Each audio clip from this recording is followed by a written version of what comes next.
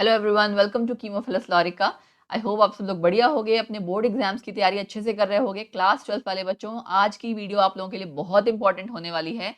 इस वीडियो में जो भी इस बोर्ड एग्जाम में क्वेश्चंस या टॉपिक्स इंपॉर्टेंट हैं, आने वाले हैं, वो मैं बताने वाली हूँ। आपने बिल्कुल सही सुना, आप लोगों को इस वीडियो को लास्ट तक देखना है, क्योंकि मैंने इसमें हर एक चैप्टर के most important topics, most important question ये सब बता रखे हैं, पूरा कंप्लीटली फ्रॉम एनसीईआरटी। मैं बार-बार आपको ये कह रही हूँ, प्लीज वीडियो को लास्ट तक देखना। आपके बोर्ड एग्जाम्स में इस वीडियो को देखने के बाद टकाटक मार्क्स आने वाले हैं, ठीक है? एंड उसके लिए लगातार मेरे साथ बने रहो। इसमें मैं आपको कैसे तैयारी करनी है, तैयारी इन द सेंस आप ऑलमोस्ट तैयारी कर चुके होगे। डिस्क्रिप्शन बॉक्स में बेटा मैं आपको सारे जितने भी चैप्टर्स आपके हैं ना बोर्ड एग्जाम के, उसके लिंक डाल दे रही हूँ। जो चैप्टर आपके बोर्ड एग्जाम में आने वाले हैं, सबकी वन शॉट वीडियो हमने बनाई हुई है, चैनल पे डाली हुई है। सीबीएसई का सैंपल पेपर जो निकला था, उसकी भी हमने पूरा सॉल्यूशन भी ऐसा नहीं, सिर्फ आंसर एक्सप्लेनेशन के साथ वो डाल रखा है अपने चैनल पे। तो आप डिस्क्रिप्शन बॉक्स में सारे लिंक्स देख लेना, मैं अटैच कर दे रही हूँ, ठीक है? एंड जो लोग न्यू कमर्स हैं वो प्लीज सब्सक्राइब कर लो। बिना सब्सक्राइब किए उनके लिए दिक्कत होगी। जो भी अपकमिंग वीडियोस और भी कुछ वीडियोस मैं निकालने वाली हूँ, ऑर्गेनिक कन्वर्जन्स, कुछ भी हो सकता है, व्हाटएवर। कई बार हम लाइव आते हैं, डिस्कस करते हैं बहुत सारी चीजें, तो उसके लिए प्लीज सब्सक्राइब कर लेना चैनल को, बेल आइकन प्रेस कर लेना एंड ऑल नोटिफिकेशंस पे जरूर क्लिक करना, ठीक है? उससे आपकी जो भी कोई इंपॉर्टेंट वीडियो आ रही होगी वो मिस नहीं होगी, ठीक है? दूसरी बात दूसरी बात ये है कि हमारे जितने भी सोशल हैंडल्स हैं उनको जरूर फॉलो करें। उसका कारण ये है कि हर सोशल हैंडल पे आपके लिए कुछ नया है, कुछ डिफरेंट है। फेसबुक पेज हमारा कीमोफिलस लॉरिका नाम से ही है, उसको फॉलो करो। उस पे भी हम रेगुलरली क्वेश्चंस डालते हैं। आपका जो आप ये कह सकते हो ना, जनरल केमिस्ट्री की नॉलेज बढ़ेगी। आपने कल को एग्जाम्स भी देने हैं, खाली बोर्ड ही थोड़ी पास करना है, आगे भी चीजें करनी है ना। तो रेगुलरली हमारे साथ जुड़े रहिए, बने रहिए। उस पर इन्फॉर्मेशन भी डलती रहती है, वीडियोज का लिंक भी डलता है एंड क्वेश्चन बहुत ज्यादा डलते हैं। तो क्वेश्चंस की जो इंपॉर्टेंस है या आप एग्जाम के रिगार्डिंग, वो आपको वहां से पता लगेगा। और सोशल हैंडल्स में इंस्टा एंड ऑल, उससे आपको पता लगेगा कि मैडम ऐसा पढ़ाने के अलावा और क्या पसंद करती हैं, ठीक है? सो इसीलिए सोशल हैंडल्स भी हमारे जरूर फॉलो कीजिएगा। तीसरी बात तीसरी बात है बेटा हमारा कोर्स। क्लास 12 का जो कोर्स है वो हमने पूरा एक क्रिएट कर रखा है। आपको लिंक डिस्क्रिप्शन बॉक्स में मिल जाएगा एंड वो बहुत ही कम दामों में है। आप दाम देख सकते हो, स्क्रीन पे नजर आ रहा होगा। Not a big amount, I hope आप अफोर्ड कर सकते होगे। जो बच्चे भी अगर क्लास 12 केमिस्ट्री का पूरा कोर्स लेना चाहते हैं, पढ़ना चाहते हैं, वो ले सकते हैं। या फिर आपके नेक्स्ट ईयर कोई कजन या कोई आपका फैमिली मेंबर, फ्रेंड्स जो भी हैं जिनको जरूरत हो, उनको आगे शेयर कर देना लिंक, ठीक है? लिंक ही शेयर करना है आपको, डोंट वरी, ठीक? So that this was all for जो मुझे आपको इन्फॉर्मेशन बतानी थी स्टार्टिंग में। एंड अब हम शुरू करेंगे chapter wise most important topics जो आपके एग्जाम में आने वाले हैं and most important question NCERT की एक्सरसाइजेस से। तो बने रहिए मेरे साथ लास्ट तक, एक एक करके हम लोग डिस्कस करते हैं। तो इंपॉर्टेंट एनसीईआरटी के questions chapter wise for this CBSE board exam term 2, हमेशा के लिए नहीं, इस वाले के लिए, ठीक है? वो क्या है जरा देखिए। देखो, पहले तो सिलेबस हम डिस्कस कर लेते हैं। सिलेबस में आपको ऑलरेडी आई थिंक पता है, राइट? पता क्या है कि इलेक्ट्रोकेमिस्ट्री, केमिकल काइनेटिक्स, जो जो आपका सिलेबस है, देखो टर्म 2 का, मैं उसके बारे में बात कर रही हूँ। इलेक्ट्रोकेमिस्ट्री, केमिकल काइनेटिक्स और सरफेस केमिस्ट्री, ये तीन मिला के आपका क्या बनता है? Physical chemistry, right? ये तीन मिला के आपका बनता है भाई फिजिकल केमिस्ट्री। फिजिकल का पार्ट बनता है जो कि है 13 नंबर का, ठीक है? 13 मार्क्स। फिर आपका डी एंड एफ और कोऑर्डिनेशन, ये दोनों आपका क्या किस में आ जाएगा? इनऑर्गेनिक। इनऑर्गेनिक है आपकी 9 नंबर्स की, 9 नंबरों की। तो और तीसरा आपका पार्ट जो है ऑर्गेनिक का, एल्डिहाइड वाला चैप्टर है एक तो, ठीक है? एंड एमीन्स है। तो ये 13 मार्क्स का है। तो फिजिकल एंड ऑर्गेनिक जो है वो काफी ज्यादा मार्क्स की है, इनऑर्गेनिक थोड़े कम मार्क्स की है। टोटल मैं आपको इसलिए बता रही हूँ क्योंकि मार्क्स डिस्ट्रीब्यूशन भी देखना बहुत जरूरी है, जिसके हिसाब से आपको, जिस बच्चे को ये होता है ना, अच्छा मेरे इतने नंबर यहाँ से बनेंगे, इतने यहाँ से। बहुत बार ऐसा होता है आपने लेट पढ़ाई किसी ने शुरू की है, उन लोगों के लिए, सब लोगों के लिए बहुत अच्छी वीडियो है ये। उसका कारण ये है कि इसमें मैंने बिल्कुल टू द पॉइंट बताया क्या पढ़ना है, क्या नहीं पढ़ना है। जो नहीं पढ़ना है सिलेबस से कट है, वो भी मैंने बता रखा है, ठीक है? सो ध्यान दो, आपका जो एक मतलब पेपर का पैटर्न है, वो 2 घंटे का आपका पेपर होगा, right? Section A, section B, section C, 3 section है। उसमें क्वेश्चन नंबर 1 2 3, मतलब 1 2 3 वो आपके वेरी शॉर्ट वाले होंगे। आपके टोटल 12 क्वेश्चन है, सिर्फ आपके 12 क्वेश्चन है। तो अपना टाइम डिस्ट्रीब्यूशन उसके अकॉर्डिंग से जरूर कर लेना कि मुझे 2 घंटों में उनको कैसे डिवाइड करना है, ठीक है? तो कभी भी पेपर जब शुरू करो, टाइम जरूर डिवाइड कर लेना, ठीक? उसके बाद क्या है आपका क्वेश्चन 1 2 3, जो आपको स्टार्टिंग के 3 क्वेश्चन है, वेरी शॉर्ट क्वेश्चन हैं, 2 2 नंबरों के हैं। फिर 4 से 11 तक आपके शॉर्ट क्वेश्चन हैं, 3 नंबरों के हैं। और जो आपका क्वेश्चन नंबर 12 है, सेक्शन सी वाला, वो आपका 5 मार्क्स का। सारे ही क्वेश्चन कंपल्सरी हैं, लॉग टेबल कैलकुलेटर्स वगैरह कुछ भी अलाउड नहीं है। तो ये तो हो गया जी बेसिक फंडा, कैसे आपका पेपर में क्या आएगा, क्या कैसे करना है। इंपॉर्टेंट क्वेश्चंस एनसीईआरटी वाले और इंपॉर्टेंट टॉपिक्स जो कि आपको पढ़ने हैं, टर्म 2 के लिए वो क्या है आपका, देखिए मैं आपको बेटा जो तो आपके ये एनसीईआरटी का बिल्कुल जो पैटर्न है ना मैं वो बता रही हूँ, इसके अलावा डिटेल में भी, तो डायरेक्टली आपके लिखे हैं ना टॉपिक्स, इसके अलावा डिटेल में भी मैंने आपके लिए पूरा एक एक चीज लिख रखी है। तो मैं इसमें आपको सबसे पहले बता दूं, इसमें सबसे पहले तो आप कट कर दो भाई, एक तो गैल्वेनिक सेल, ठीक है, गैल्वेनिक सेल आपने नहीं पढ़ना है, वो जो पूरा एक सेल जैसा बनाना था ना जिंक वाला कॉपर वाला, वो नहीं करना है आपने। हाँ बट उसका बेसिस जो है वो आना जरूरी है, क्योंकि उसके ऊपर आगे क्वेश्चंस होते हैं। बट गैल्वेनिक सेल आपने एज सच नहीं पढ़ना है, बैटरीज आपने नहीं पढ़नी है, फ्यूल सेल आपने नहीं पढ़ना है, ठीक है जी। और कुछ है जो नहीं पढ़ना है? और आई थिंक आपका यस, ये सारी चीजें आपने नहीं पढ़नी है, कोरोजन भी आपने नहीं पढ़ना है। तो पहले तो मैंने आपको वो टॉपिक बता दिए जो नहीं पढ़ने हैं, ठीक है। अब उसके बाद बात आती है कि हमें इसमें से क्या क्या पढ़ना है। नो डाउट इलेक्ट्रोकेमिकल सेल के बारे में आपको पता होना चाहिए, डेफिनेशन ऑल क्या है, नर्नेस इक्वेशन बहुत इंपॉर्टेंट है, ठीक है, इसमें से सवाल आएगा ही आएगा। फिर कंडक्टेंस के बारे में ये मैं आपको बताती हूँ डिटेल में क्या क्या है, और इलेक्ट्रोलिटिक सेल्स इलेक्ट्रोलिसिस क्या चीजें होती हैं के ऊपर थोड़े से क्वेश्चंस आ जाते हैं। अब देखो मैं आपको डिटेल में बताती हूँ, हम लोग टॉपिक वाइज और क्या क्या ऐसा है जो आपको करना है इसमें वो बता देती हूँ। कंडक्टेंस इन इलेक्ट्रोलिटिक जो सॉल्यूशंस वाला चीज है ना, उसमें आपने ध्यान है फैक्टर्स अफेक्टिंग पढ़ रखा होगा। कंडक्टेंस वाले में जो डिटेल में है ना आपका, कंडक्टेंस इन इलेक्ट्रोलिटिक सॉल्यूशंस वाला, ठीक है, देखो कंडक्टेंस इन इलेक्ट्रोलिटिक सॉल्यूशंस आपको लिखने की जरूरत नहीं है, क्योंकि आप लोगों ने अब तक सिलेबस आई थिंक देख रखा है, पढ़ रखा है, एनसीईआरटी से सारा कुछ कवर अप कर रखा है। आपको सिर्फ ये देखना है कि मुझे क्या पढ़ना है क्या नहीं पढ़ना है, ठीक है। फैक्टर्स अफेक्टिंग में आपका जितना जो आते हैं इसके फैक्टर्स हैं, ठीक है, या वेरिएशन, वेरिएशन किसका, कंडक्टेंस का, मोलर कंडक्टेंस का, इसका कि डाइल्यूशन कर दोगे तो आपका बढ़ेगा घटेगा, ठीक है। वेरिएशन आपका किसके किसके केस में, मोलर कंडक्टेंस का आपने पढ़ा होगा कैसे वेरी करेगा, ठीक है। स्पेसिफिक कंडक्टेंस, स्पेसिफिक कंडक्टेंस के बारे में, ठीक है। और किसके बारे में था, स्पेसिफिक, सॉरी इसको आप ना स्पेसिफिक कंडक्टिविटी कर लो, दैट वुड बी थिंक ज्यादा सही रहेगा। मोलर कंडक्टेंस हो गया, स्पेसिफिक कंडक्टिविटी, और तीसरा है आपका इक्विवेलेंट कंडक्टिविटी, ठीक है। इन तीनों की जो वेरिएशन है भाई वो जरूर पढ़नी है विद डाइल्यूशन, कैसे कैसे चेंज होगा, क्या घटेगा क्या बढ़ेगा, इसके ऊपर कॉन्सेप्चुअल क्वेश्चन आ सकता है। नर्नेस इक्वेशन मैंने आपको बता दिया, नर्नेस इक्वेशन तो भाई साहब करनी ही करनी है, उसकी एप्लीकेशंस भी करनी है। एप्लीकेशंस में वही आपके न्यूमेरिकल्स वाला पार्ट आ जाता है ना, तो ये तो आपने करना ही करना है, नर्नेस इक्वेशन वाला, ठीक। उसके बाद आपका आता है कोलार्श लॉ।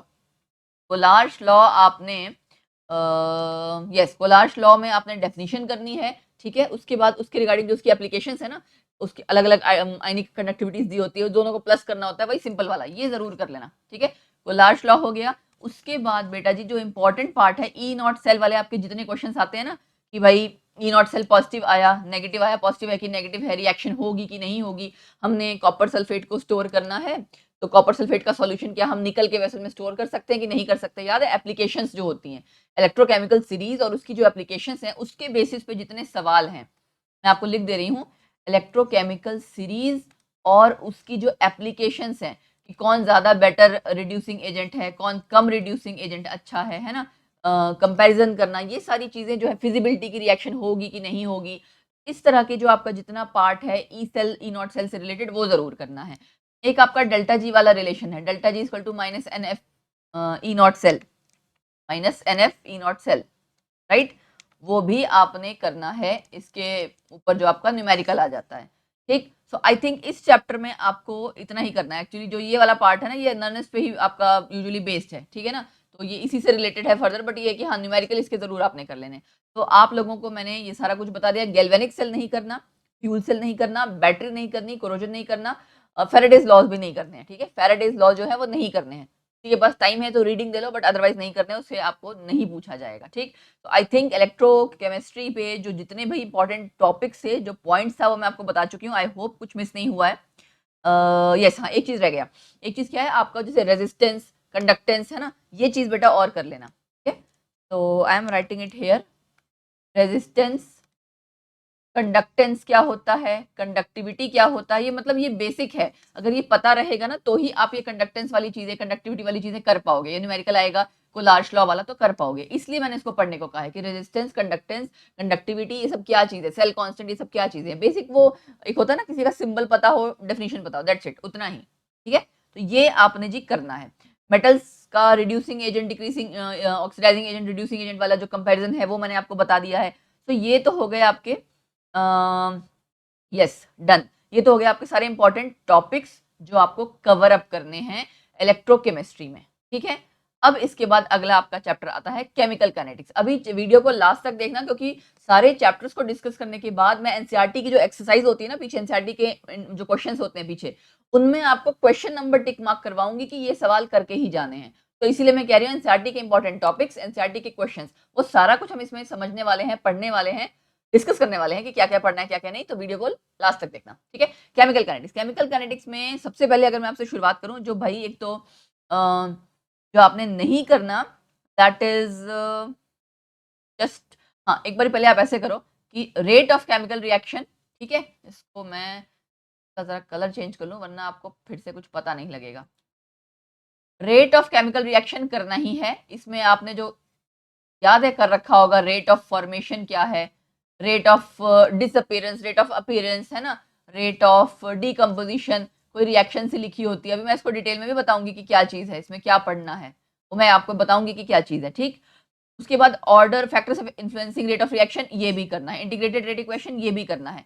टेम्परेचर डिपेंडेंस जो है आपका अर्हेनियस वाला पार्ट, ये आपके सिलेबस में नहीं है, ये आपको नहीं करना है। Collision theory and temperature dependence नहीं करना, ये आपका यहाँ पे अर्हेनियस थ्योरी आएगा। अर्हेनियस थ्योरी को आपने एक बार रीडिंग जरूर दे लेनी है। क्या मैं आपसे ये कहूंगी, सजेशन यही दूंगी मैं कि अर्हेनियस वाली जो आपकी थ्योरी है ना, इक्वेशन बेसिकली, उसको आपने एक बार रीडिंग जरूर देनी है। Just read it. ठीक है, क्या करना है, रीडिंग कर देनी है। बाकी लास्ट वाला टॉपिक कैंसल है पूरा, कोलिजन थ्योरी। तो अब ये जो पहले 3 टॉपिक्स हैं, जरा उनको हम डिटेल में डिस्कस कर लें कि हमें इसमें करना क्या क्या है ना, क्योंकि है तो बड़ा कुछ इसमें, राइट।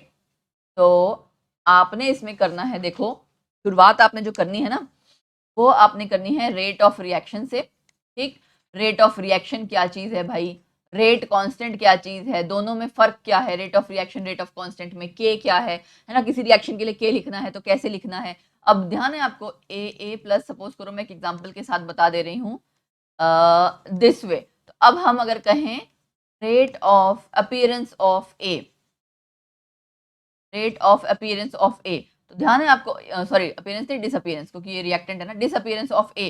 तो आप ऐसे करते थे -1/a, रिएक्टेंट के साथ क्या आ जाता था माइनस, और da/dt। ठीक है, तो ये डिसअपीयरेंस है इसका। इसकी हेल्प से सपोज करो इसकी कॉन्सेंट्रेशन दी होगी, इसकी दी होगी, इसकी पूछ ली जाएगी, तो इन दोनों की मदद से, तो इस तरह वाले जो न्यूमेरिकल्स है ना वो जरूर करने हैं आपको। ये सारे रेट ऑफ रिएक्शन का बेसिक ही है, and rate of disappearance, appearance, formation, decomposition, ये सारी सेम चीज है। तो ये आपने जरूर कर लेना है। उसके बाद order of reaction and units. भाई यूनिट्स देखते ही आपको पहचानना आना चाहिए कि कौन सा ऑर्डर है। ठीक है, ऑर्डर ऑफ रिएक्शन एंड उनकी यूनिट्स। मॉलिक्यूलैरिटी भी आपको पता होना चाहिए, ऑर्डर एंड मॉलिक्यूलैरिटी में क्या फर्क है, ये वाली चीजें पता होनी चाहिए। ठीक है, उसके बाद आपने जो मेथड्स करने हैं वो करना है इंटीग्रेटेड रेट लॉ मेथड, ये तो भाई कर ही लेना, integrated rate law method and आपका वो हाफ लाइफ वाला। ठीक है, और एक जो आपका आता है ना रेडियो एक्टिव डिके वाला, एक्चुअली रेडियो एक्टिव डिके वाला जो क्वेश्चन है ना, इसको एक बार ही रीडिंग दे लेना, कर लेना चाहिए, क्योंकि ये आपका फर्स्ट ऑर्डर पे ही बेस्ड है। तो आपको ऑर्डर ऑफ रिएक्शन में 2 पूरे पूरे करने हैं, 0 एंड फर्स्ट ऑर्डर। इसके बारे में आपको सारे ग्राफ आने चाहिए। ग्राफ कैसे, रेट वर्सेस टाइम है, रेट वर्सेस कंसंट्रेशन है, जो भी जितने भी ग्राफ्स है ना बेटा, ठीक है, rate versus concentration, rate versus time तो नहीं है, रेट वाला एक और आपका कोई ग्राफ है वो हो गया, हाफ लाइफ वाला ग्राफ हो गया। ठीक है, तो ये जितने ग्राफ्स हैं, ग्राफ से सारे निपटा देना। मतलब आपको पता होना चाहिए 0 ऑर्डर का कौन सा ग्राफ है, फर्स्ट ऑर्डर का कौन सा ग्राफ है।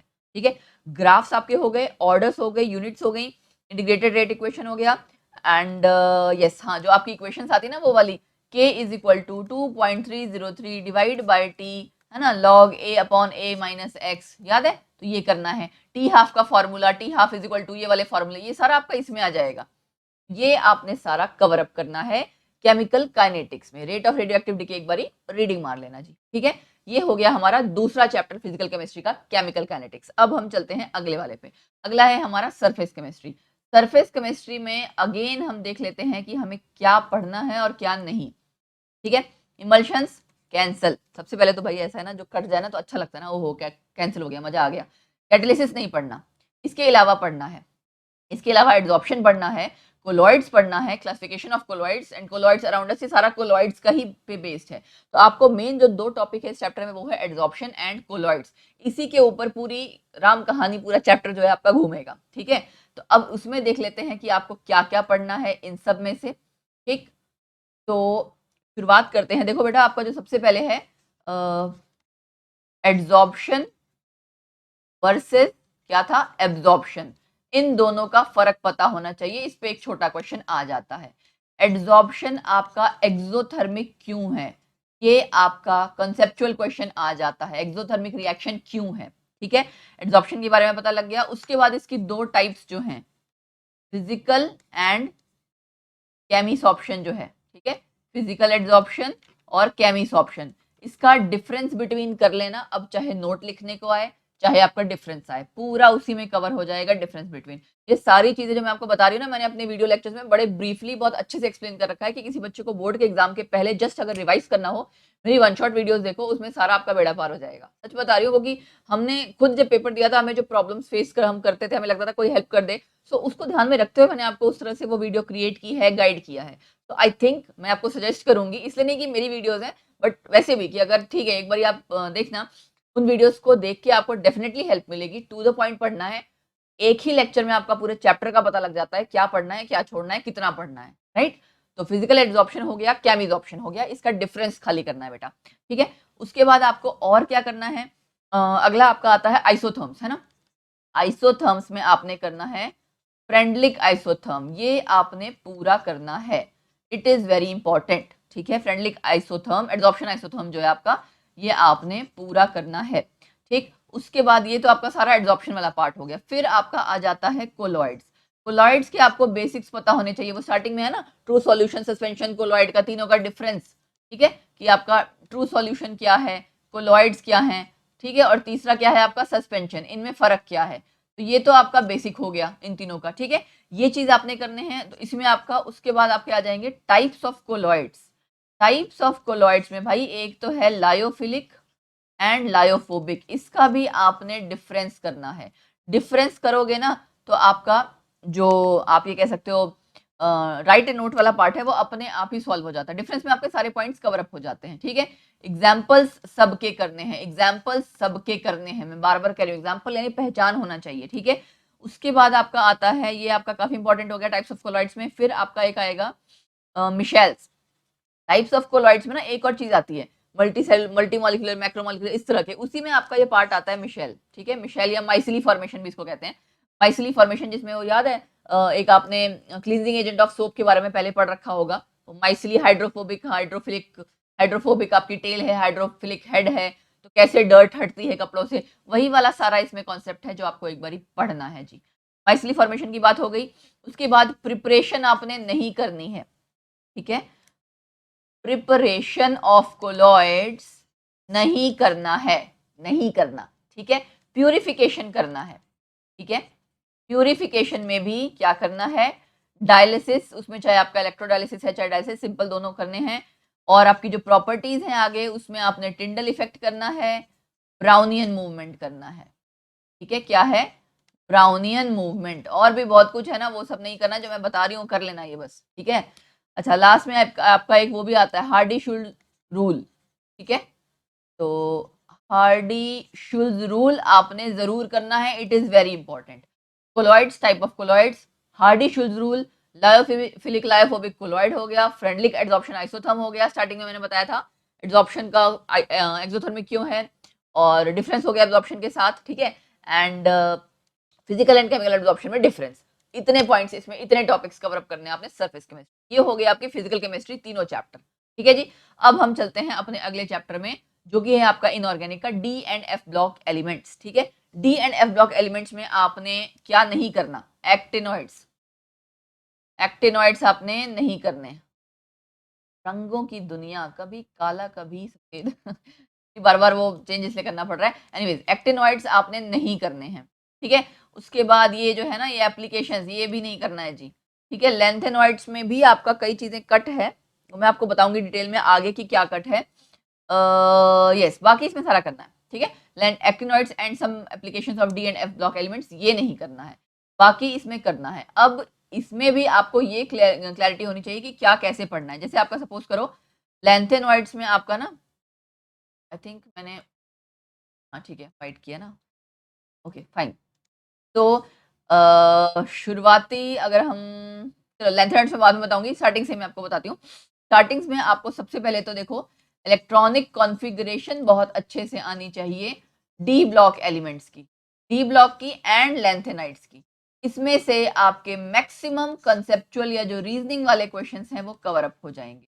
कंसेप्चुअल एंड रीजनिंग क्वेश्चंस आपके इलेक्ट्रॉनिक जो कॉन्फ़िगरेशन है उससे कवर अप हो जाएगा। इलेक्ट्रॉनिक कॉन्फ़िगरेशन, एटॉमिक नंबर कि भाई आपको मतलब पोजीशन पता होगी ना पीरियोडिक टेबल में एटम की कहाँ है, वो सब आपका सवाल वहां से हल हो जाएगा। जैसे कि फॉर एग्जांपल कोई कंपाउंड, कोई आपको आयन बता दिया, पूछ लिया जाए पैरामैग्नेटिक है कि डायमैग्नेटिक है, इलेक्ट्रॉनिक कॉन्फ़िगरेशन लिखी, देख लिया कि अनपेयर्ड इलेक्ट्रॉन है तो पैरामैग्नेटिक, अगर पेयर्ड इलेक्ट्रॉन है तो डायमैग्नेटिक, ठीक है। कलर के बारे में पूछ लिया, जिंक कैडमियम मरकरी बताओ कलरलेस क्यों है, भाई पेयर्ड है, अनपेयर्ड इलेक्ट्रॉन है ही नहीं, साइटेशन एंड ऑल कुछ होगी नहीं, कलर आएगा ही नहीं, है ना। विजिबल लाइट कहीं जब तरह से वो फॉल ही नहीं करेगी विजिबल रीजन में एक्साइटेशन उसके एमिशन होने के बाद। तो इस तरह के मैक्सिमम क्वेश्चंस आपके ना कवर अप हो जाते हैं इलेक्ट्रॉनिक कॉन्फ़िगरेशन से। किन्हीं दो में कंपैरिजन किया जाएगा, मैग्नेटिक मूवमेंट निकालने को कहा जाएगा, कुछ ना कुछ ऐसा अगर जो कहा जाएगा, ये सब आपका कवर अप हो जाता है electronic configuration, atomic number, position, की सारी चीजों से। तो ये तो आप मतलब अच्छे से कर लेना, it is very much important, ठीक है। इसमें मैंने बहुत फोकस किया, अपनी वीडियो पे भी डीएनएफ ब्लॉक वाली जो वीडियो है उसमें मैंने बहुत फोकस किया हुआ है, अच्छे से करवाया हुआ है। एक्टिनाइड्स की नहीं करनी, लेकिन लेंथेनाइड्स एंड डी ब्लॉक की पूरी करनी है, कंप्लीट मतलब कंप्लीट पता होना चाहिए कि कहाँ से कहाँ एटॉमिक नंबर कहाँ कहाँ है, किसके नीचे क्या आ रहा है। अब ध्यान हो कि आयरन के नीचे आपका भाई क्या आता है, आयरन के नीचे आपका रुथेनियम है, रुथेनियम के नीचे ऑस्मियम है, ये एकदम टिप्स पे होना चाहिए, फाइन। तो ये तो था आपका इसमें जो मेन चीज हमें, मैंने शुरुआती जो हम, अगर मैं कहूँ कि आपको करना है के बाद प्रॉपर्टीज में आपको क्या करना है, देखो कि आपकी इसमें ट्रेंड्स एंड प्रॉपर्टीज वगैरह है ना, उसमें आपने करना है रेडियस वाला, ठीक है, आयनाइजेशन एनर्जी वाला, ऑक्सीडेशन स्टेट वाला, ठीक है जी। उसके अलावा आपका आता था, हाँ ये क्वेश्चन आता है हार्ड एंड सॉफ्ट वाला, कि एक ये बताओ ये हार्ड है ये सॉफ्ट क्यों है ना। मेटेलिक, मेटेलिक जो आपका यहाँ पे हार्डनेस की बात आ जाती है ना, मेटेलिक नेचर, जितने ज्यादा अनपेयर्ड इलेक्ट्रॉन्स होंगे उतनी ज्यादा मेटेलिक बॉन्डिंग होगी, उतना ज्यादा हार्ड होगा। तो ये एक सवाल आता है हार्ड एंड सॉफ्ट वाला। फिर ये आता है आपका कि वाई फ्लोराइड्स, फ्लोराइड्स में हाई ऑक्सीडेशन स्टेट्स क्यों होती हैं, भाई जो फ्लोराइड्स बनते हैं ना उनमें ऑक्सीडेशन स्टेट्स हाई में ही क्यों बनते हैं, फ्लोराइड्स या ऑक्साइड्स में। देखो आपने देखा होगा ना ऑस्मियम O4, ठीक है, तो यहाँ पे इसकी +8 ऑक्सीडेशन स्टेट है, मैक्सिमम ऑक्सीडेशन स्टेट ऑस्मियम की होती है पूरे उसमें ट्रांजिशन एलिमेंट में। तो इस तरह का सवाल, ये रीजनिंग क्वेश्चन ही है सारे, ठीक है। फिर आपका किसी कलर के रिगार्डिंग कोई सवाल आ जाए, किसी मैग्नेटिक प्रॉपर्टी के रिगार्डिंग, मैग्नेटिक प्रॉपर्टी मतलब क्या था भाई, पैरामैग्नेटिज्म, डायमैग्नेटिज्म, इसमें क्या आ जाएगा, पैरा या डायमैग्नेटिज्म वाला, है ना। तो ये सवाल आ जाएगा जी, ठीक है, दिस वन इज इम्पोर्टेंट। अच्छा और क्या है आपका, जरा याद करें। हाँ अच्छा, इसमें ना एक सवाल और पूछ लिया जाता है, पैरामैग्नेटिक डायमैग्नेटिक तो है, मतलब दो डायरेक्ट पूछेंगे या तो, या दो आयंस देके पूछेंगे बताओ इनमें से कौन पैरामैग्नेटिक है कौन डायमैग्नेटिक है, या फिर ये पूछेंगे बताओ इन दोनों में से कौन अट्रैक्टेड बाय मैग्नेटिक फील्ड या रिपेल्ड बाय मैग्नेटिक फील्ड। एक ही बात है ना, अट्रैक्शन वाला आपका कौन सा होगा, paramagnetic, repelled by magnetic field diamagnetic. तो सवाल का पूछने का तरीका चेंज किया होगा, बट आपको ये मैग्नेटिक प्रॉपर्टी वाला पार्ट अगर पढ़ लोगे तो कवर अप हो जाएगा, ठीक है। फिर है आपका मैग्नेटिक मूवमेंट, आपको वो भी डी ब्लॉक वाले में करना है, एफ ब्लॉक में नहीं करना है। मैग्नेटिक मूवमेंट का फॉर्मूला है वो N+2 वाला, ये वाला, ठीक है, ये आपका डी ब्लॉक वाला, इसके लिए आपको ये करना ही पड़ेगा, इट इज इंपॉर्टेंट।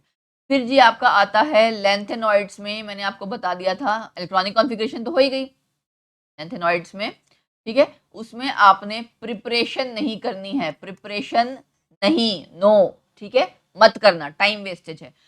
उसमें आपने करना है लेंथेनॉइड कॉन्ट्रैक्शन और उसके कॉन्सिक्वेंसेस, ये जरूर करना, इट इज वेरी इंपॉर्टेंट।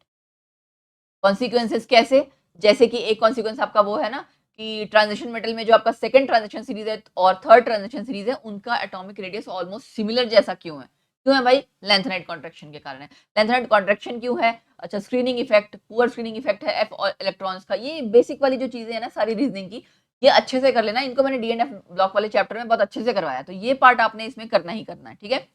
तो इस चैप्टर में भाई इतना ही करना है आपने, केमिकल रिएक्टिव रिएक्शंस वगैरह जो हैं और प्रिपरेशन वगैरह, ये लेंथेनॉइड्स की आपने कोई भी नहीं करनी, ठीक है। लैंथोनाइड्स में हाँ एक प्रॉपर्टी जरूर कर लेना, ऑक्सीडेशन स्टेट। ऑक्सीडेशन स्टेट वाली जो इसकी प्रॉपर्टीज हैं उसको आप सुपरफिशियली थोड़ा देखना, बट ऑक्सीडेशन स्टेट वाली जरूर कर लेना अच्छे से, ठीक है। So this was all about D and f block. अब हमारा अगला टॉपिक क्या आ गया, कोऑर्डिनेशन कंपाउंड, जिसमें से भी कुछ टॉपिक कट हो गए हैं। और जो टॉपिक कट हो गए हैं उनमें से सबसे पहला है, एक तो इंपॉर्टेंस एप्लीकेशन का, ये कुछ नहीं करना, ठीक है, आइसोमेरिज्म नहीं करना, ठीक। एंड के बाद कार्बोनिल्स, वैसे तो इंपॉर्टेंट टॉपिक है, आई थिंक आपको कर लेना चाहिए, ठीक है। तो बॉन्डिंग वाला भी पार्ट कवर अप आपका हो ही जाएगा। सो बाकी सब करना है आपने, ठीक है। बाकी आपको मैंने कोऑर्डिनेशन कंपाउंड का चैप्टर जो है वो वन शॉट वीडियो उसकी बना रखी है, उसमें आपको समझ में आ जाएगा कि कैसे पढ़ना। मेन पार्ट आपका आइसोमेरिज्म वाला बहुत बड़ा पार्ट था, वो आपका डिलीट हो गया है, ये एक बड़ी बात है, ठीक है। आइसोमेरिज्म में बच्चे भूल जाते थे कैसे लिखना है, क्या लिखना है। तो देखो शुरुआत से अगर मैं आपसे कहूँ, जितनी टर्म्स हैं एंड IUPAC नोमेनक्लेचर, जितनी टर्म्स हैं, ऑक्सीडेशन स्टेट वगैरह निकालना सेंट्रल मेटल एटम का, है ना, कौन सा लिगेंड अटैच है, और लिगेंड की हैप्टिसिटी, वो आई मीन डेंटिसिटी क्या है ना, ये सारे आपके बेसिक टर्म्स हैं, है ना। तो कितने इलेक्ट्रॉन डोनर है, कोऑर्डिनेशन नंबर, ऑक्सीडेशन स्टेट, ये जरूर पूछ लिया जाता है, ठीक है। अब अगर यूनिडेंटेट है तो कोऑर्डिनेशन नंबर उतना ही आता है, बाइडेंटेट है तो डबल कर देते हो। तो ये सारी चीजें मैंने उस वीडियो में करा रखी है, ठीक है। तो ये पार्ट आपने कवर करना है, कैलकुलेट करने वाला टर्म से रिगार्डिंग हो गया। उसके अलावा इस चैप्टर में वैलेंस बॉन्ड थ्योरी, जो VBT की थ्योरी है ना, उसमें आपने क्या करना है, देखो जैसे NiCl4 2 नेगेटिव दे रखा है, NiCO4 दे रखा है, या आपका दे रखा है NiCN4 वाला क्वेश्चन, है ना, मतलब ये तीन आपके सपोज करो वो दे रखे हैं, लिगेंड्स सॉरी कॉम्प्लेक्सेस दे रखे हैं 2 नेगेटिव, ठीक है। इसमें पूछ लिया जाए कि इनमें से एक को बता दिया जाए ये पैरामैग्नेटिक है और ये डायमैग्नेटिक है, ऐसा क्यों, इसकी ज्योमेट्री टेट्राहेड्रल है, इसकी ज्योमेट्री स्क्वायर प्लेनर है, ऐसा क्यों। तो आपने इनके बारे में कोई भी आपको कॉम्प्लेक्स आए, पैरा डाया डायमैग्नेटिक दोनों में से क्या है, ठीक है, उसके अलावा हाइब्रिडाइजेशन उसकी, उसके अलावा उसकी ज्योमेट्री, इसके बारे में पूरा ज्ञान होना चाहिए। याद है वो डब्बे से लिख के हम इलेक्ट्रॉन एक्साइट करवाते हैं, इसलिए हाइब्रिडाइजेशन sp3d2 होगी कि d2sp3 होगी, वो सारा पार्ट इसमें आपको आना चाहिए। VBT का जो आपने केमिकल बॉन्डिंग में कभी पहले पढ़ा होगा, वो ये सारा पार्ट इसमें आपका क्वेश्चन आएगा ही आएगा, ठीक है। सो ये पार्ट आपको यहाँ से कवर अप करना है, ज्योमेट्री, पैराडाई एंड हाइब्रिडाइजेशन, ठीक है। उसके बाद CFT इज वेरी इंपॉर्टेंट, वो जो आपका स्प्लिटिंग है ना, स्प्लिटिंग वाला डायग्राम, वो आपको ऑक्टाहेड्रल के लिए तो करना ही करना है, टेट्राहेड्रल का उसका उल्टा है सिर्फ, बस, है ना। ऑक्टाहेड्रल के लिए करना ही करना है स्प्लिटिंग वाला डायग्राम। एंड इसमें आपको ये पता होना चाहिए इनर आउटर ऑर्बिटल कॉम्प्लेक्स क्या होता है भाई, है ना। भाई अंदर वाला आपका जब d ऑर्बिटल इन्वॉल्व हो रहा है तो इनर आउटर, है ना, D2sp3 inner orbital, sp3d2 outer orbital, वहां पे भी ऐसे ही होगा, कोई कॉम्प्लेक्स सा दे दिया जाएगा और पूछा जाएगा कि बताओ इसमें इनर ऑर्बिटल कौन सा है, आउटर ऑर्बिटल कौन सा है, ठीक है। ये पूछा जाएगा लो स्पिन हाई स्पिन कॉम्प्लेक्सेस, लो स्पिन हाई स्पिन कॉम्प्लेक्सेस, इसके बारे में पूछ लिया जाएगा, बताओ एक कॉम्प्लेक्स लो स्पिन है दूसरा हाई स्पिन क्यों है। ये सब आपका कहाँ से कवर अप होगा, इसमें मदद आपको कहाँ से मिलेगी, स्पेक्ट्रोकेमिकल सीरीज से, जहां से आपको ये पता लगता है कि लिगेंड आपका स्ट्रॉन्ग है कि वीक है, पेयरिंग कराएगा कि नहीं कराएगा। ये पार्ट बड़ा इंपॉर्टेंट है एक्चुअली बेटा, कोऑर्डिनेशन कंपाउंड वाला चैप्टर ना पूरा ही बहुत इंपॉर्टेंट है, ठीक है। तो इसको अच्छे से करना। फिर आपका एक पार्ट आता है CFSC कैलकुलेट करना।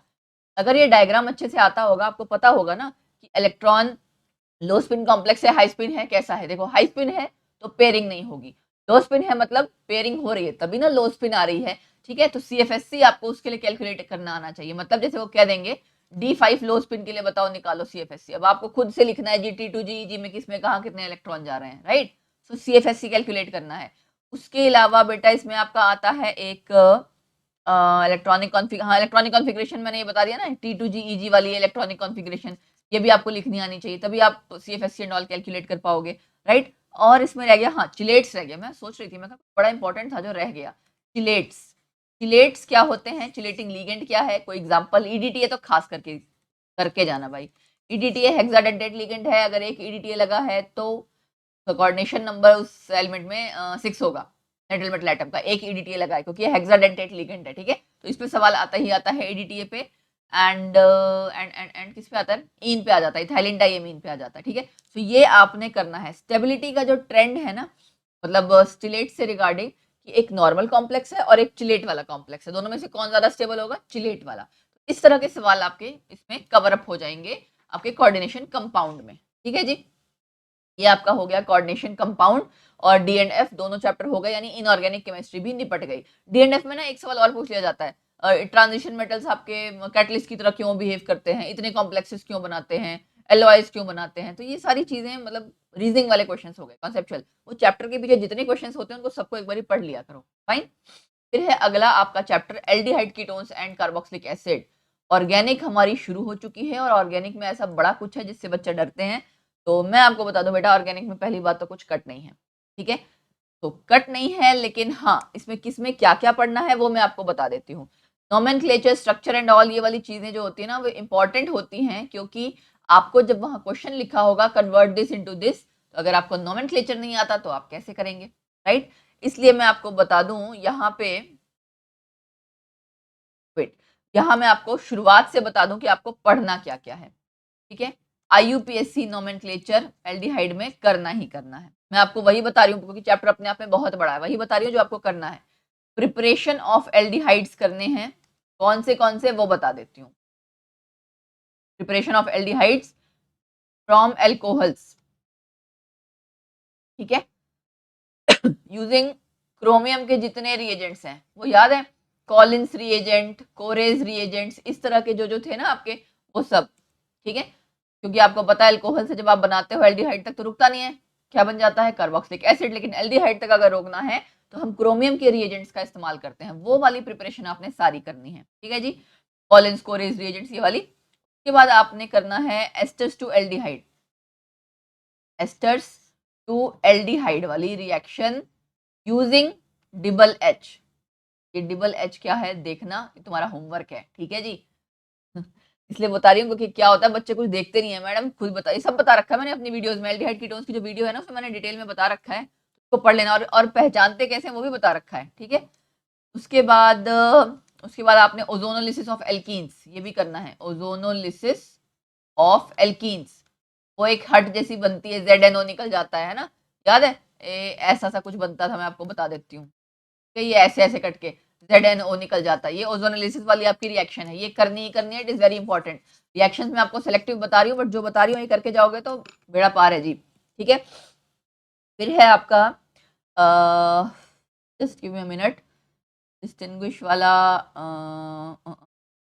हाँ डबल एच का मैंने बता दिया। हाँ, इसके बाद आपका जो है वो आपकी आती है रिएक्शंस वाली, न्यूक्लियोफिलिक एडिशन रिएक्शन। जब रिएक्शंस आएंगी ये तो आपने पूरी करनी है, न्यूक्लियोफिलिक एडिशन रिएक्शन, इसमें कई सारे टाइप्स हैं, वो सब करने हैं। जैसे आपका रिएक्शन विद NH2Z वाला, ठीक है, इसमें आपका कभी हाइड्राजोन बन रहा है, कभी ओसाजोन, मतलब इस तरह के जो आपके कंपाउंड्स हैं वो सारे करने हैं आपने। उसकी 4-5 रिएक्शंस हैं अमोनिया डेरिवेटिव्स वाली, वो सारी करनी है, ठीक है। एडिशन ऑफ ग्रिग्नार्ड रिएजेंट,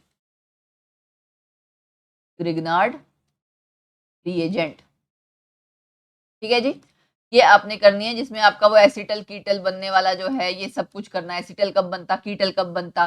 फिर एडिशन ऑफ आपने करना है KCN HCN वाला, साइनोहाइड्रिन बनता है जिसमें, ठीक है, साइनोहाइड्रिन वाली जिसमें बनता है वो रिएक्शन जरूर करनी है, ठीक। उसके बाद एक और आपकी रिएक्शन है यूजिंग क्रोमाइल क्लोराइड, तो वो ध्यान नहीं आ रही, CrO2Cl2, क्रोमाइल क्लोराइड का इस्तेमाल करते हुए एक रिएक्शन है, वो भी करनी है आपने, ठीक है। ये हो गया, ओके। उसके बाद आपका जो इसमें मेन पार्ट है, फिर अब जगह ये तो आपके देखो याद करने वाली काफी सारी चीजें थी।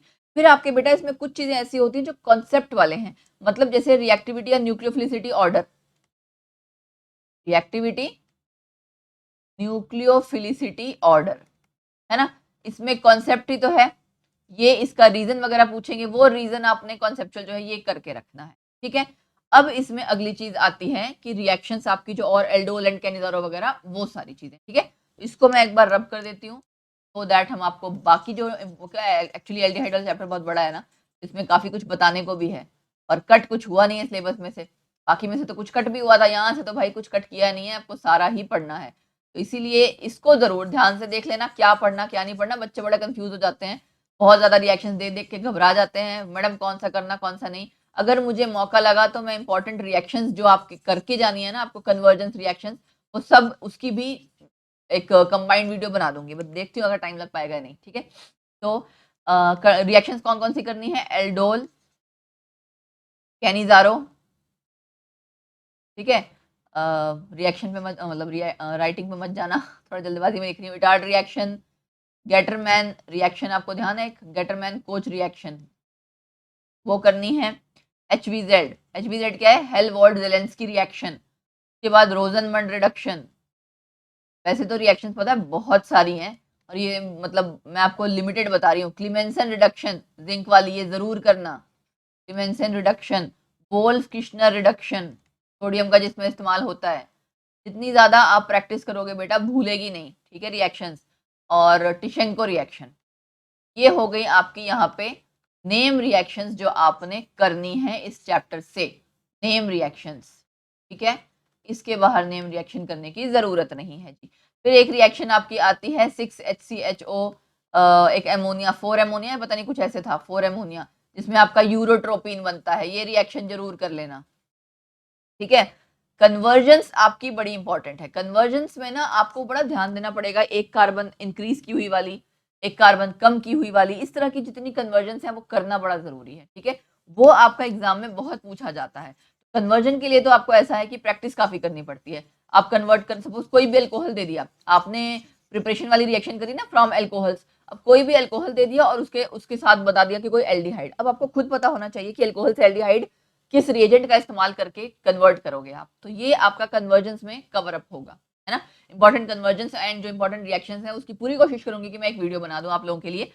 फिर आपने जो टेस्ट करने हैं वो करने हैं आइडोफॉर्म टेस्ट, फेलिंग सॉल्यूशन वाला, फेलिंग टेस्ट, ठीक है। और दूसरा क्या था वो, टॉलेंस टेस्ट, ठीक है।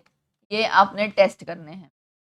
फिर आपका जो बॉइलिंग पॉइंट वाला ट्रेंड, बॉइलिंग पॉइंट घट रहा है बढ़ रहा है, जो ट्रेंड होता है, एसिडिटी ऑर्डर वाला, एसिडिटी ऑर्डर, है ना, electron withdrawing group, electron donating group लगेगा तो कैसा चेंज होगा। कार्बोक्सिलिक एसिड में बेटा एसिडिफिकेशन रिएक्शन जरूर करना, बहुत इंपॉर्टेंट है, ठीक है। फिर आपका एक आता है एसिड की फॉर्मेशन, ठीक है, प्रिपरेशन, मतलब आप कह सकते हो यूजिंग ग्रिग्नार्ड रिएजेंट, ठीक है।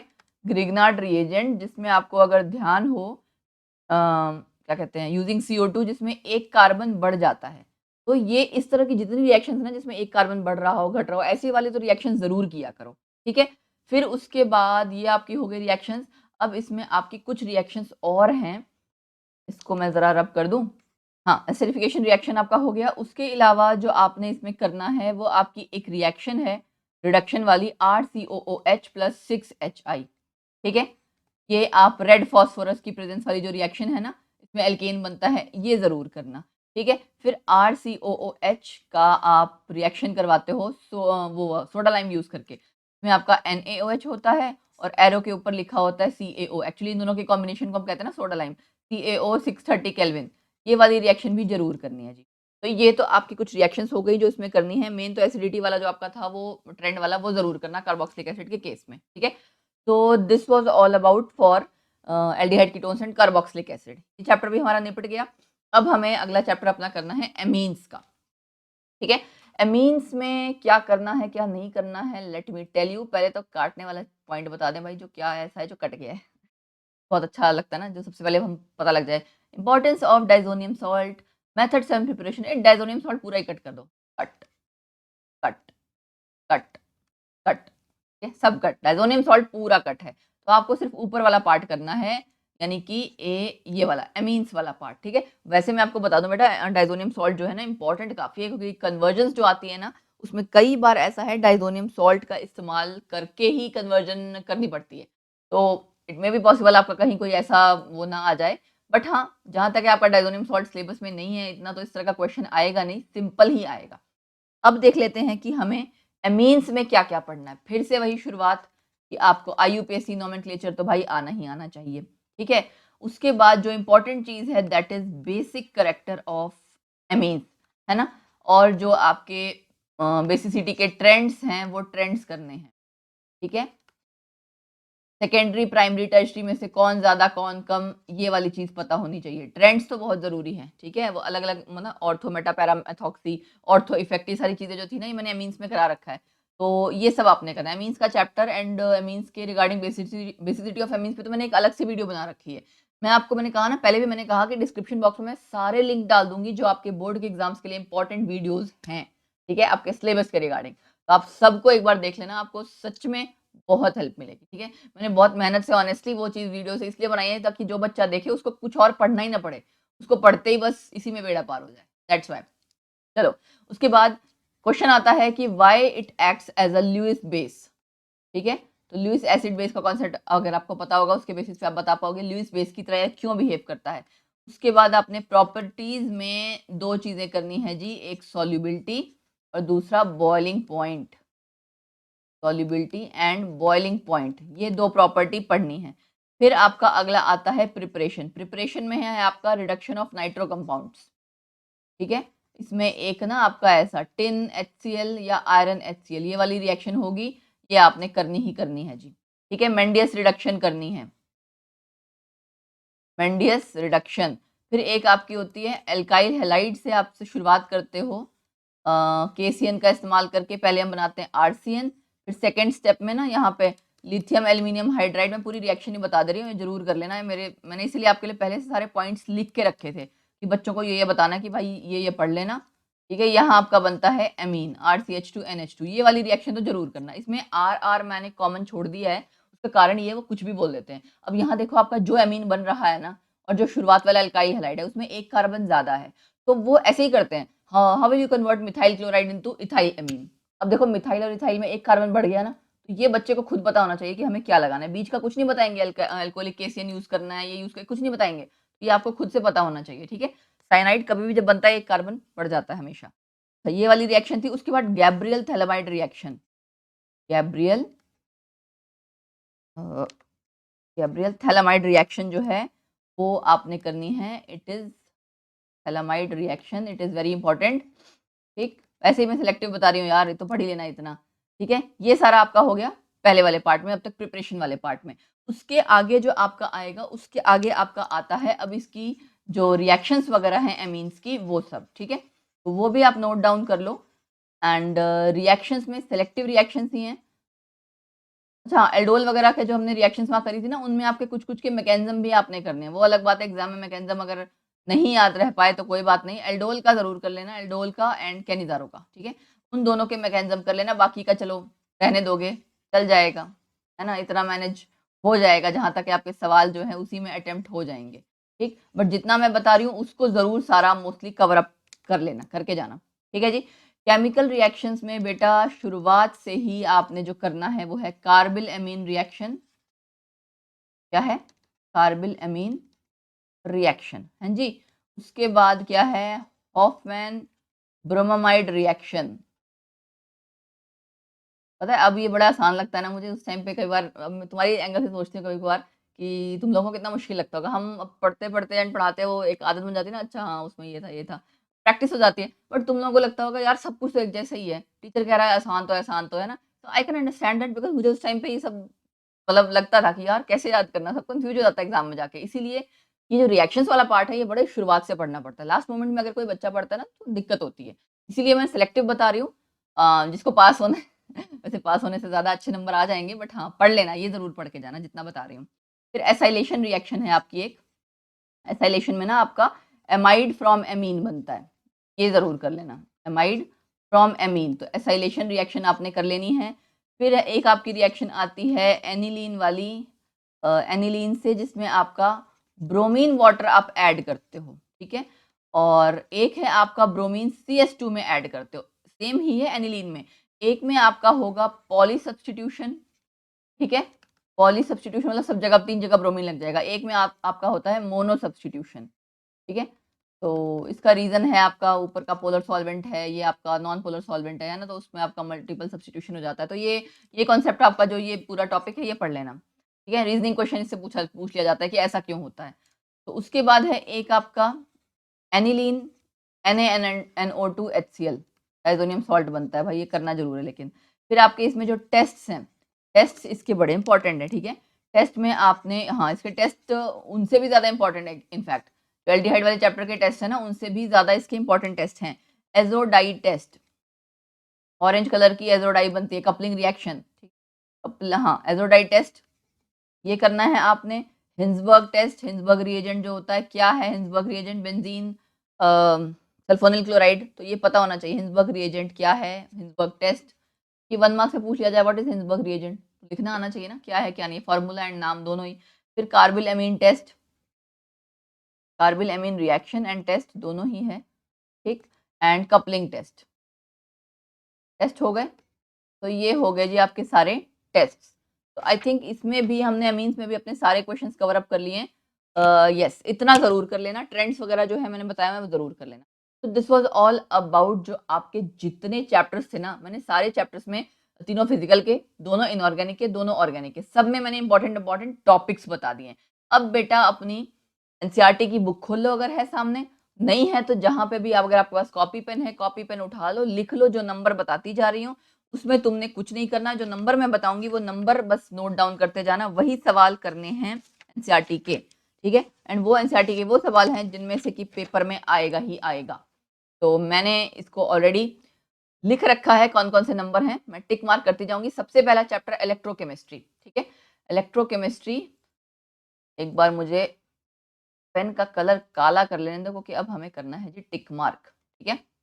चलो, तो सबसे पहले आपका आ गया इलेक्ट्रोकेमिस्ट्री। इलेक्ट्रोकेमिस्ट्री में 3.1 करना है, देख रहे हैं ना, मेटल्स को अरेंज करो, कौन किसको कर सकता है, किस पे था, इलेक्ट्रोकेमिकल सीरीज पे था ना, यही सवाल, ठीक है। 3.2 स्टैंडर्ड इलेक्ट्रोड पोटेंशियल है, इनमें बताओ increasing order of reducing power, बताया था ना मैंने, रिड्यूसिंग पावर वाला टॉपिक वो वाला, ठीक है। 3.3 नहीं करना। फिर है आपका 4, क्वेश्चन 4 वाला, पोटेंशियल है गैल्वेनिक सेल से। अब गैल्वेनिक सेल डायरेक्टली नहीं पूछा, लेकिन यहाँ पे डेल्टा जी नॉट वाला सवाल आ गया, इक्विलिब्रियम कांस्टेंट वाला सवाल आ गया, इसलिए आपको उसका बेसिक पता होना चाहिए कि भाई रिएक्शन को हम लिखते कैसे हैं, है ना। Left hand side oxidation part लिखते हैं, right hand side reduction part लिखते हैं, इस वजह से, ठीक है। 3.4 हो गया। उसके बाद 3.5 को मार्क कर लो, ठीक है, ये नॉनेस इक्वेशन पे बेस्ड आ गया। 3.6 को मार्क कर लो, ठीक। एंड फिर बाद में सब कुछ नहीं करना है। कंडक्टिविटी, मोलर कंडक्टिविटी, इसको डिफाइन डिफाइन कुछ नहीं करना, बस वेरिएशन पता होना चाहिए, वेरिएशन विद कॉन्सेंट्रेशन वाला पार्ट ये कर लेना थोड़ा सा तो ठीक रहेगा। एंड और कोलार्श लॉ वाला पार्ट है ना, ये कंडक्टिविटी वाला, ये वाला सवाल भी करना है आपने, ठीक। उसके बाद अगला आपका आ जाता है जी, ये बीच में आपने छोड़ देना है सारा, इसमें कुछ करने की जरूरत नहीं है। फैराडेज लॉ वाला तो सारा आपको क्विट ही करना है। कोलार्श लॉ वाले जितने क्वेश्चन है ना वो कर लेना, अगर मुझसे कोई स्किप भी हो जाए तो, ठीक। फिर आपका सीधे आपका आ जाएगा आई थिंक, ये फैराडेज लॉ वाला छोड़ देना है, ये करना है, ठीक है।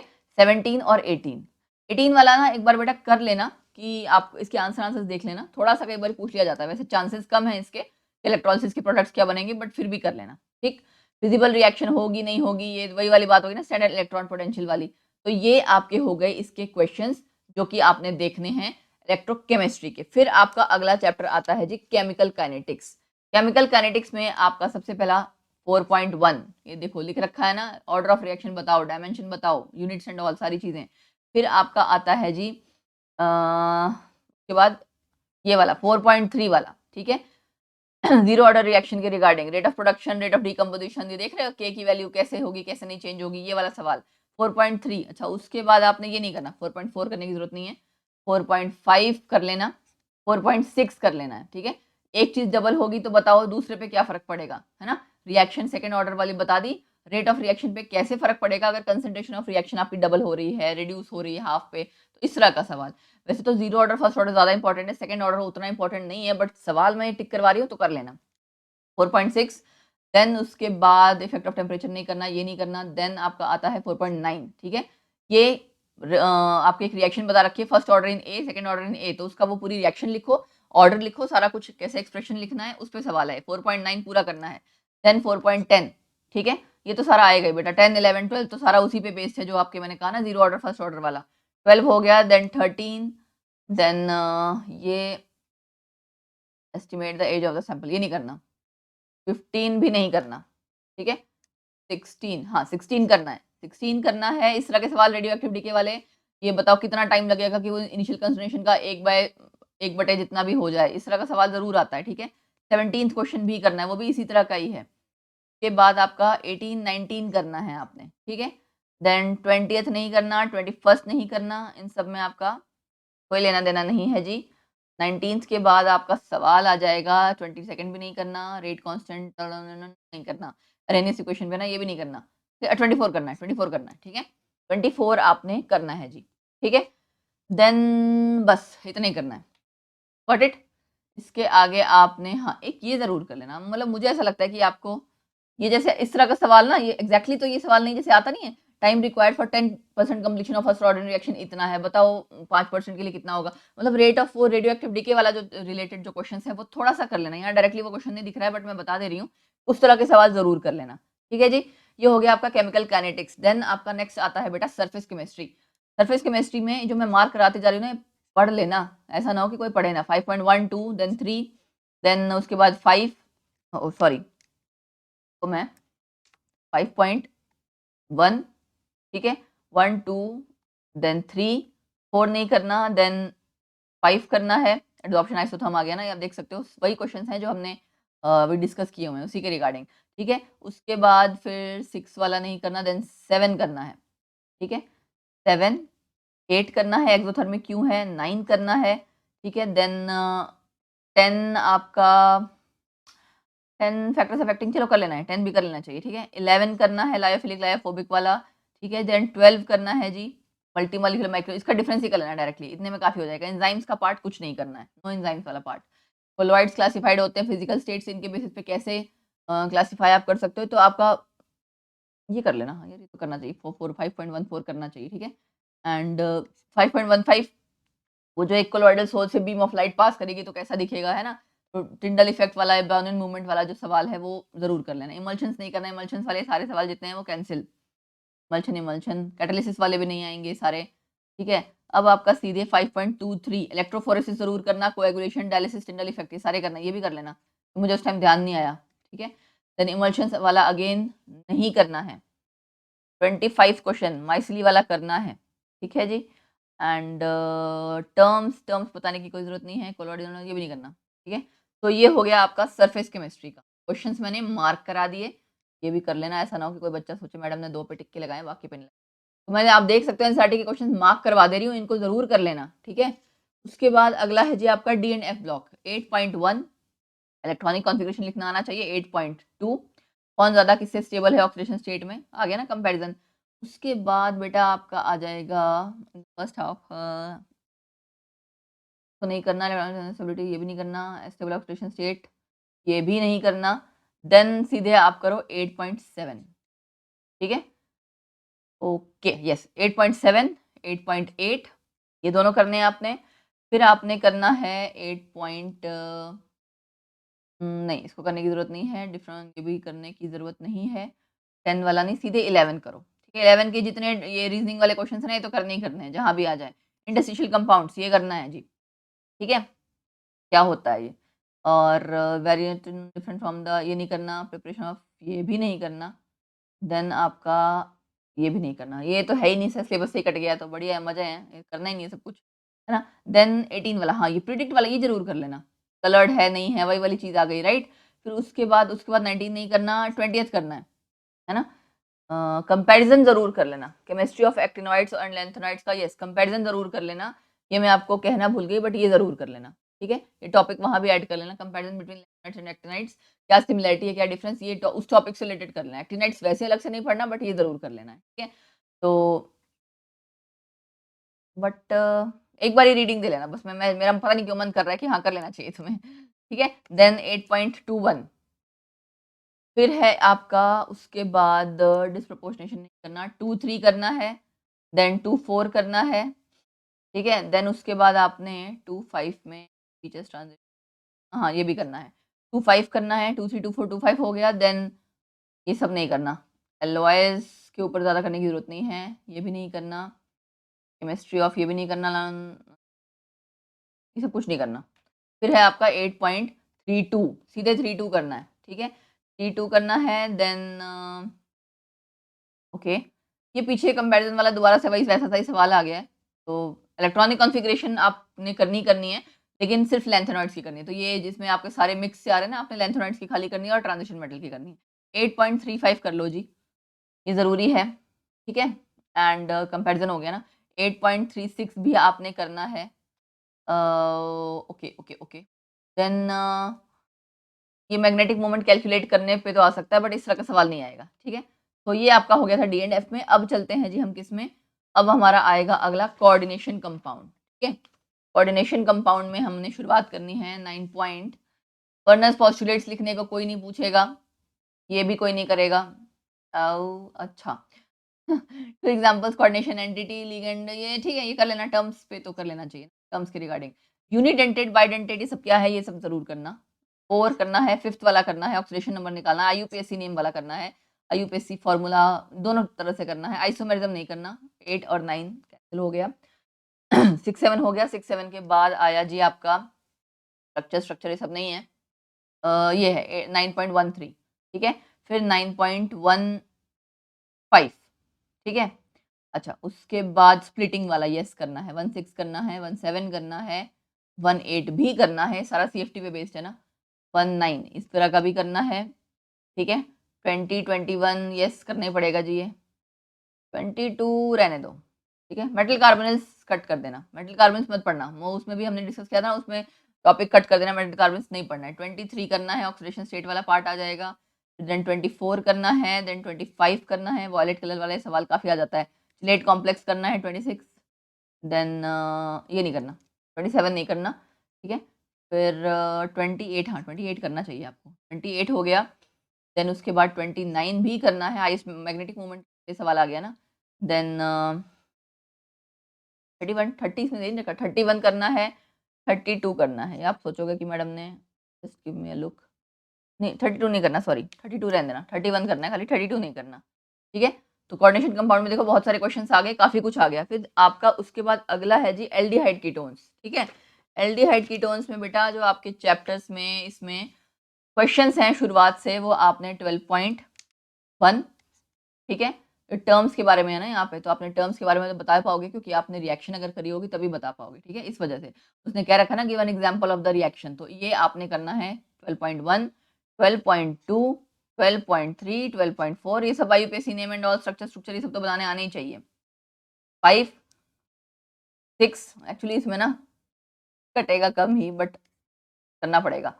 9 है, इस तरह का आपका एक सवाल आ जाता है, जैसे एक क्वेश्चन बड़ा वाला कि एक कोई कंपाउंड पूछ लिया जाएगा, बताओ उसमें ये टेस्ट किया, टेस्ट करने के बाद ऐसा बन रहा है, ए पार्ट में बन रहा है, ए को आगे रिएक्ट करवाया बी से, तो उस तरह का सवाल आ जाता है। ये 11 वाला, इसको जरूर कर लेना, इस तरह के सवाल को, ठीक है। फिर 12 इंक्रीजिंग ऑर्डर डिक्रीजिंग ऑर्डर वाला, फिर 13 14 15, सोचोगे मैडम सारा करवा रही है, बट मैं वो बता रही हूँ यार जो इंपॉर्टेंट है ना। इसमें एक ये कन्वर्जन कंक्लूजन तो सारी करना, डिस्क्राइब में एसिटाइलेशन करना, क्रॉस एल्डोल मत करना, एल्डोल कर लेना, इसको रहने देना, एल्डोल सिंपल होनी चाहिए, ठीक है। बाकी डीकार्बोक्सिलेशन भी उतना नहीं करोगे तो चलेगा, ठीक है। 12 हो गया, 16 हो गया। उसके बाद 17 18, 17 तो पूरा ही करना भाई साहब, 18 का सेकेंड पार्ट करना है, ठीक है। ओके, उसके बाद आपने 19 करना है, 20 करना है।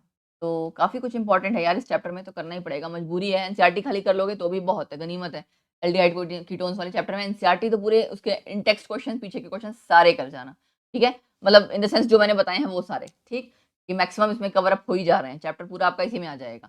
फिर आपका आ जाता है बेटा लास्ट में एमीन्स, एमीन्स में 13.1, 13.2, 3, 4 5, ऑर्गेनिक में ना एक्चुअली कुछ सिलेबस में कट नहीं हुआ है, प्रॉब्लम ये है। 6 नहीं करना, 7 करना है आपने। 7 में मैंने जो जो जैसे इंपॉर्टेंट बता रखा है, देखो सारा कुछ वही है यहाँ पे, उसके अलावा कुछ नहीं है, ठीक है। एंड 8 में 8 पूरा जरूर कर लेना। 9 जरूर करना, 9 ये आ गया ना ए बी पार्ट वाला, ए से बी बनेगा, बी से क्या बनेगा, तो ये करना है। उसके बाद 10th नहीं करना, 11th करना है, देन 12th करना है, 13 नहीं करना, देन 14 करना है, ठीक है। सो यहाँ पे आपके रीजनिंग क्वेश्चन हैं, ये सारी चीजें कवर अप हो जाती हैं। अब मैक्सिमम में तो काफी कुछ कट भी गया है, एल्डिहाइड कीटोन्स वाले चैप्टर में कुछ नहीं कटा, मैं मानती हूँ, तो क्या करें, वो चैप्टर ही ऐसा यार, काफी इंपॉर्टेंट चैप्टर है, उसमें से काफी मार्क्स का आता भी है। तो दिस वॉज ऑल अबाउट कि आपको बोर्ड के एग्जाम्स में कौन कौन से इंपॉर्टेंट टॉपिक्स कवर अप करने हैं, कौन कौन से इंपॉर्टेंट क्वेश्चन एनसीईआरटी के करके जाने हैं, करके मतलब करके ही जाने हैं। 100% बोल रही हूँ मैं, अगर इनमें से क्वेश्चन करके जाओगे ना, तुम्हारे मार्क्स सच में बहुत बढ़िया आएंगे, ठीक है। तो ट्रस्ट मी, मैंने खुद भी ऐसे ही पढ़ाई की है, एंड मतलब अच्छे नंबर आ गए थे। तो एक्सपीरियंस के बेसिस पे कह रही हूँ। आई होप आपको वीडियो पसंद आई होगी, and hit the like button, ज़्यादा से ज़्यादा शेयर करना, क्योंकि बाकी बच्चों की भी हेल्प हो जाए, एंड आपका जो भी फ्रेंड सर्कल है व्हाट्सएप एंड ऑल, वहाँ पे शेयर कर देना, ठीक है। एंड बेटा डिस्क्रिप्शन बॉक्स में मैंने जितनी भी लिंक्स आपके अटैच किए हैं इस टर्म 2 के जो आपके बोर्ड एग्जाम्स हैं क्लास 12 के केमिस्ट्री के, उसके रिगार्डिंग जो भी इंपॉर्टेंट वीडियोस हैं, सबके डिस्क्रिप्शन बॉक्स में मैंने लिंक डाल रखे हैं, वो सब एक बार देख लेना, आपको बहुत हेल्प मिलेगी। आई होप आपको मेरी मेहनत पसंद आई होगी, आपको वीडियो पसंद आया होगा, इससे आपको सच में दुआ करती हूँ कि आपको हेल्प मिले आप लोगों को। लास्ट मोमेंट पे बच्चों को बहुत पैनिक हो जाता है, मतलब टेंशन हो जाती है। इससे आई होप आप लोगों को हेल्प मिले, आप लोग स्कोर कर पाओ अच्छे से एंड मुझे कमेंट सेक्शन में ज़रूर बताना कैसे रही आपकी प्रिपरेशन, कैसा रहा आपका रिजल्ट आगे, ठीक है? चलो रेगुलर मिलते रहेंगे, जो न्यू कमर्स हैं प्लीज़ सब्सक्राइब कर लेना, दोबारा कह रही हूँ। Okay then, bye bye, take care.